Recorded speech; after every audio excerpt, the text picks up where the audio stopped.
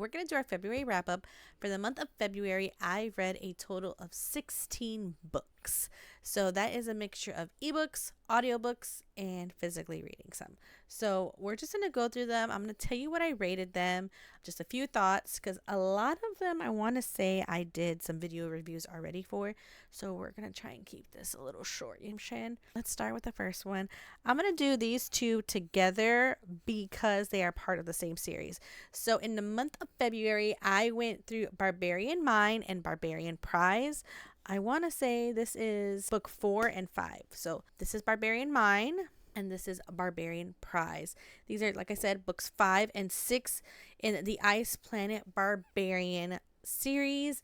And you guys know already, I've been enjoying this series so much. I love the way Ruby Dixon is able to make each story unique and still be in the same universe, still follow the same group of women, still following the same blue alien men, but at the same, and I just love that it's not repetitive, in my opinion. There's spice in these stories. There's some emotional bonding and just trauma, just a lot of stuff in these two books. I rated Barbarian Mine 4 stars, and I want to say, did I do 4.5 for this one? I think I like this one a little bit more, please. I did Barbarian's Prize 4.5 stars. The reason why I did this 4.5, I loved the actual friends to lovers in this book. Tiffany is traumatized by her past, and I just loved how the friends to lovers in this book was written. And I also loved how her blue alien man, he knew that she was his, regardless if they made it or not. He knew already. So I just love that concept. So that's why I did this one 4.5. So love these two books. I don't need to say a lot about this one. I already put out a video about it. Y'all already know how I feel about this. For Whom the Bell Tolls by J.C. Lynn. Freaking 5 star. If I could, I would give it 10 stars. I loved this book. It has a bit of everything in it. It's emotional. It's funny. It's spicy. There's action. Loved this book. So this was another read in February. Another series, because you guys know my mission for 2026 is to finish series that I have started in previous years, because hello, it's about time. Another series that I am also trying to finish up, well, when I say finish up, finish the first set that I got, and it is the Black Dagger Brotherhood series by J.R. Ward. I am trying to complete the first 10 books this year in 2026. So I went ahead and in February I read books 2 and 3, which was Lover Eternal and Lover Awakened. The second book was Rage's story, and we know Rage from our first book. He is a playboy. He is funny. He always makes light of everything. But at the same time, he does not make connections with anyone. He loves his brothers, but even his brothers don't know the full story. And this is very much, it felt almost Beauty and the Beast-ish. If you read this, tell me if you agree.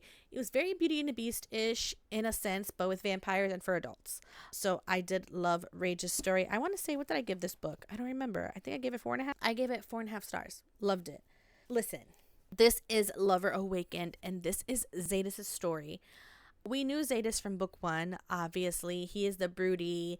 Everyone's afraid of him. He plays into everyone should be afraid of me. Don't get close to me. He plays it off very well. I did not expect to love his story as much as I did. Right now, where I am, Zadis is my favorite character so far. He is, again, part of the Black Dagger Brotherhood. And I cried in this book. I bawled in this book because he has a traumatic, such a freaking sad story. I was not expecting it. Zadis and Fury are twins. I was not expecting it. And I think that's where I was just caught off guard. And that's why I was so emotional reading this book or listening to this book, because I did the audio for it. Loved it. He by far is my favorite story so far. However, J.R. Ward and me and her are not on good terms right now, because the way that I was destroyed in this book because of something that happened destroyed me, and I couldn't believe that she did that. And I am so scared to get into the next book. Let's just say I added a lot of tear beads to my tear jar because this book wrecked me. I definitely gave this one 5 stars. You know how I feel about this book. This is The Only One Left by Riley Sager. This is an absolute 5-star read for me. I read it physically, obviously. I loved it. It was a thriller. It was just everything you can ask for in a thriller. Even if you're one that's like me, that's always suspicious of every single character, and you try to figure it out, and sometimes you do figure out the plot in the middle of the book, guarantee you will have a great time reading this book. Please do. I gave this one 5 stars. This is another series that I am trying to complete this year. This is the Kings of Sin series by Anna Huang, and this is book 2, King of Pride. To be honest, not my fave. I want to say this is my second time reading this book. I did not remember reading it the first time. However, according to my Goodreads, I read this book already, and on my Kindle, it says that I read it already. It was okay. I didn't love it. It was okay. I gave this one, I think, a 3.5 stars, right? I want to say I gave this one a 3.5 stars. I loved Kai, loved Isabella. I think I was just missing like emotional connection to these characters, to be honest. It just wasn't, I don't like to say it just wasn't memorable enough for me, if that makes sense. They're not my favorite. This one was not my favorite. I heard that it gets better. I'm still going to continue reading the series because I felt the same when I was reading the Twisted series by Anne Huang as well. Book 3, not a fan of at all, which was Twisted Hate. I did not care for Josh and Jules' story at all, but I kept going, and what do you know, the next book I was obsessed with. We're going to continue the series. This one I gave 3.5 stars. Some other books that I either did the audio for, or I did ebooks are. First one is Homefront, and that's by Kristen Hanna. You guys already know how I feel. Kristen Hanna is a great writer, definitely, for sure. This one was not a historical fiction, but it was a contemporary military romance. I don't know if I'll consider it romance. I don't know what it is. It was contemporary fiction, maybe. It just wasn't my fave. I gave that one 3 stars. I was not a fan of the characters in that book whatsoever. The dad and the daughter could kick rocks, to be honest. The mom, I felt like she just took it for so long and then finally snapped. It was okay. It wasn't my typical read. I was not a fan of it. I was raging very hard about that book. So yeah, another series I completed in the month of February is the Windy City series. I read Caught Up, Play Along, and Rewind It Back. I want to say I did the audios to all 3 of them, which 10 out of 10 would recommend. And you guys already know how I feel about Windy City series by Liz Tomford. I am obsessed. I gave all 3 of those books 5 stars. In Caught Up, I loved Kai and Miller. Kai is a single father. Miller is this amazing, very well-known pastry chef. Like, hello, can we get like nanny and single dad vibes? It was just everything you can ask for in a book. And then you had Play Along, which followed Isaiah Rhodes and Kennedy. And again, loved it. It was very much a accidental marriage type of thing, which we found out at the end of Caught Up. That's what the book was going to be about. And then I Rewind It Back. It was my long-awaited story. It was Rio's story. And y'all, when I tell you, I was obsessed with Rio since book 1. Just his character, and then how his character developed through the whole entire series. It was so awesome. It was the perfect conclusion to the Windy City series. I loved Rio's story. I loved Haley's story. And it was just so perfect for me. And the way Liz Tomford ended that series, I cried. Did I expect to cry? No, but I did cry in that book. I also cried in Play Along because of Kenny's story. She had a really unique upbringing and was really sad. I loved all 3 of those books. I loved all the books, honestly, in the Windy City series. So if you haven't read those, please do. 5-star reads for sure. And then as a palate cleanser, I completed the audiobook for Cupid Shot by Serena Peer. It was the perfect buffer. It was the perfect little spice novella to read. I want to say I actually read that between the 2 Black Dagger Brotherhood books, which I'm glad I did because I needed a palate cleanser for sure. It was a spicy Valentine's Day themed secret admirer type of novella. It is really good. I listened to Serena Peer's other book. I want to say Santa's Coming. In the month of March, I'm going to try and go ahead and read her next one, which is St. Patrick's Day themed book, which is called Shamrock Kisses. So I'm really looking forward to getting a hold of that for the month of March. I also read the very popular We Who Will Die by Stasia Stark. Hear me out. And I already told you this. I did a review about this already. I gave that one a 3.5 stars. And the reason why I gave it a 3.5 stars, it is the book 1. Hear me. It is book 1 of a series. There were so many things happening in that book, and I was just confused. And that's what it's supposed to do, right? It's supposed to prepare you and prep you for the next books. So, with that being said, I did give it a 3.5 star because there were so many questions left unanswered. Which, yes, it's supposed to. It's book 1. I know.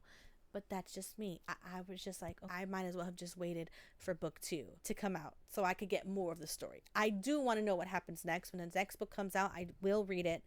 But that's why I gave it 3.5, because there was a lot happening and not enough answers to my questions that I had in that book. So there's that. I also, which is, here's a hot take. You guys know I'm going to be completing the Zodiac Academy series in 2026. So this month in February, I went ahead and read book 3, which is The Reckoning. And y'all already know how I feel about Zodiac Academy. I'm trying. It is not my cup of tea as of yet. All right. I am still going to continue. I'm still going to try it out. After reading book 3, I am actually going to be in the month of March reading the first 3 Ruthless Boys books in the series. And we're going to see if I'm going to have a time with that. Supposedly, I'm going to love it. We will see. I'm not loving any of the characters in Zodiac Academy as of yet. I don't care for the Vega sisters. I don't care for any of the heirs. The only 2 characters that are saving this series for me is Professor Orion, which, hello, Professor, and Geraldine and her ass club. Those are the 2 reasons I have been sticking to Zodiac Academy. I'm not sold on it yet. I do, like I said, I will continue it because I want to know what the craze is about. I need to know why Zodiac Academy is loved so much and adored so much, and it's people's Roman Empire. I'm just curious. I want to like it, but as of right now, I just don't care for any of those characters. Our main set of characters, if that makes sense. So we'll see. We're just doing hot takes here. Another book that I read this month in February was Madness by Chantel Tessier. I will say this. Hayden, right under Riot for me. I love Riot, of course, but Hayden, I love him. However, I was raging super hard because I don't even know her name anymore. Saints lady, whatever her name is, I wanted to throat punch her. I truly did want to throat punch her because why are you trying to, why?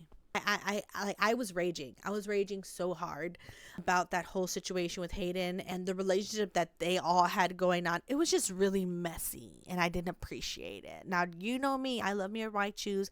I love me a reverse harem. But that was messy. You know what I'm saying?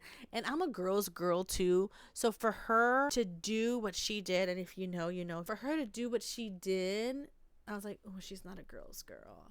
And then they just brushed it under the rug and everything was cool. And that don't sit right with me. There was that. And then there's a lot going on. There's a lot of moving puzzle pieces that we still haven't quite figured out their placing yet. And I feel like Madness just added more puzzle pieces to our already undone puzzle, if that makes sense. So I did give that book a 3.5. I don't know if it's because I waited so long from reading Carnage to going into Madness or what have you. I even had to watch, one of the besties sent me a recap of Carnage so that way I could go into Madness knowing somewhat of what's happening. And I'm just like, what is happening? So if you do decide to read this series, I would recommend them try to read them closer together than what I did. I read Carnage early last year, so that could be a real big reason why I just wasn't grasping onto the storyline and what the plot actually was. But it was a lot. And yes, there was spice. And sometimes I'm like, this is not the time for it. This is not the time for her and him to be doing anything. We trying to figure out puzzle pieces here. So it could be a lot of that. So that's where I was just like, I gave it a 3.5 because I didn't love it. There was a lot going on. And as you guys can see, there's a trend here. When there's a lot too much happening, I just like, I check out. The last book that I read in the month of February was a TBR redeem, and it is Sherlock Holmes and the, I think, Cryptid Case Files of the Mothman. It was a time. I have to say that. It was a time. I like the premise of the story. It said it is a monster romance. It is a spicy monster romance. When I tell you spicy, I mean spicy. I did find words in there that I was like, ooh, I don't care for those words. But besides that, I did enjoy the story. I enjoyed the storyline. I actually want to read more and see if there were some creatures that were mentioned in this book that I'm like, do they have a story? There's Bigfoot, and then there's, I forgot what other creature it was, but they already had, I don't know if their book is already out, so I need to do some more research. I gave that one a 3.5. For what it was a really enjoyable read. All right, and that is everything I read for the month of February. I have been loving having a TBR list for each month that I have in 2026. One, it keeps me on track. Two, it makes sure that I stay on track. To be honest, that's really what it's for, and I've been loving it. I do have to adjust when where my mood reading starts to try and take over, but looking at the list, I stay on track, and I've been loving it. So far, I haven't had a bad experience with doing it. I haven't been like, ugh, I really don't want to read that. It's been good so far. I'm looking forward to doing this again next month. Let me know what was your favorite read in the month of February. What was one read that you were like, this is the greatest book ever? I would love to know. Let's chat about it. And then if you read any of the books that I mentioned in my video, let me know so we could talk about it, chat about it, and all the things. Don't forget to like and subscribe. Also, click that bell so that we can get notified when my videos are posting. Just so you guys know, I stream 24/7. I stream on TikTok and on Twitch. I'll make sure I put those links in the description box below. And I also have a Discord. So if you're looking for a book community to be a part of, and that is cozy and a little bit chaotic, but it's just people all coming together to talk about all the books that they love, book recommendations. Your TBR will get longer. I don't apologize for that. But you just want to meet a cool group of people that love reading and are obsessed just as much as we are. Go ahead and join the Discord in the description box below as well. We would love to have you and make this really big book talk community and book community, this huge one really that it's grown into. Make it small for you as you go ahead and join our server. So as always, you guys, I love you. Happy reading. Bye.